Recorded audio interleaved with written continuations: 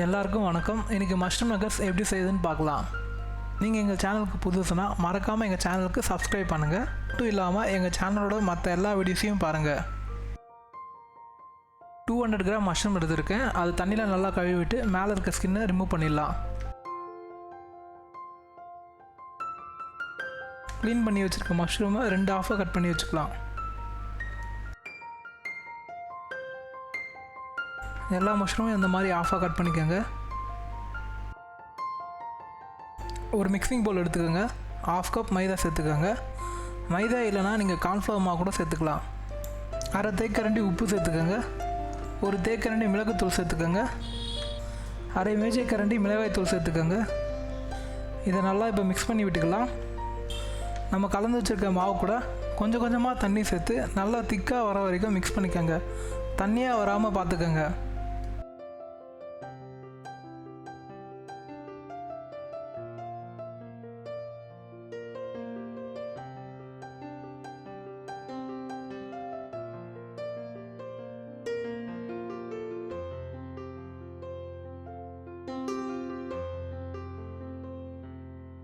இந்த அளவுக்கு திக்காக இருந்தால் போதும். அப்போ தான் நம்ம மஷ்ரூம் டிப் பண்ணி எடுக்கும்போது மாவு நல்லா அதில் ஒட்டும்.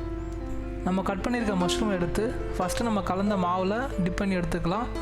அதுக்கடுத்து நம்ம பீட் பண்ணி வச்சுருக்க எக்கில் டிப் பண்ணி எடுத்துக்கலாம். நீங்கள் வெஜிடேரியனாக இருந்தாலும் உங்களுக்கு எக்கு பிடிக்கலனாலும் இந்த ஸ்டெப்பை நீங்கள் ஸ்கிப் பண்ணிடலாம். டேரெக்டாக நீங்கள் பிரெட் க்ரம்ஸில் போட்டு கூட எடுத்துடலாம்.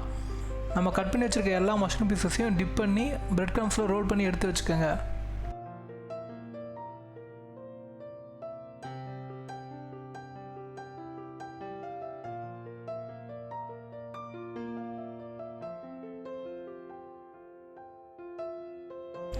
இப்போ நம்ம மஷ்ரூம் நகர்ஸ் ஃப்ரை பண்ணுறதுக்கு ரெடியாக இருக்குது.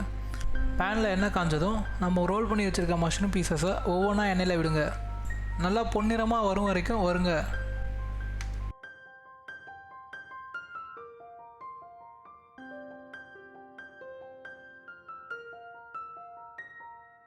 மஷ்ரூம் நகர்ஸ் ரெடி ஆகிடுச்சு. இப்போ இதை எண்ணெயிலேருந்து எடுத்துடலாம். மஷ்ரூம் நகர்ஸ் நல்லா சூப்பராக வந்திருக்கு. மஷ்ரூம் நகர்ஸ் மேலே கொஞ்சமாக சீஸை கிரேட் பண்ணிக்கலாம். மஷ்ரூம் நகர்ஸ் ஈவினிங் ஸ்நாக்காக சாப்பிட்றதுக்கு ரொம்ப நல்லாயிருக்கும். அது மட்டும் இல்லாமல் நீங்கள் ஈஸியாகவும் செஞ்சிடலாம். உங்களுக்கு இந்த வீடியோ பிடிச்சிருந்துச்சுன்னா லைக் பண்ணுங்கள், ஷேர் பண்ணுங்கள். வடகரி சேனலுக்கு சப்ஸ்கிரைப் பண்ணுங்கள். மறக்காமல் பக்கத்தில் இருக்க பெல் ஐக்கானை ப்ரெஸ் பண்ணுங்கள்.